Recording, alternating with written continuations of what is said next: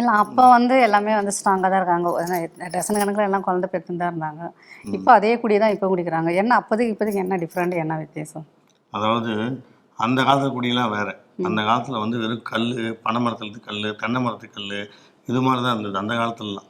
இந்த காலத்தில் வந்து ஆல்கஹால் சொல்கிறாங்க இல்லையா, அது ஆல்கஹால் சாப்பிட்டோன்னே முதல்ல லிவர் ஃபெயிலியர் பண்ணுது, கிட்னி ஃபெயிலியர் பண்ணுது, பேங்க்ரைட்டிஸ் வருது. பேங்க்ரைட்டிஸ்னால் தெரியுமா?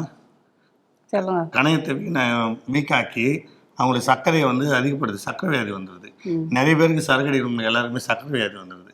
இதனால தான் திருமணம் செய்தவொன்னே பார்த்தீங்கன்னா அவங்களால மனைவிட்டு சந்தோஷமாக வச்சுக்க முடியல. நிறைய பேர் ட்ரையல் பார்க்குறாங்க, கேள்விப்பட்டுக்கிறீங்களா? ஏற்கனவே நம்ம நிறைய பேசியிருக்கோம்.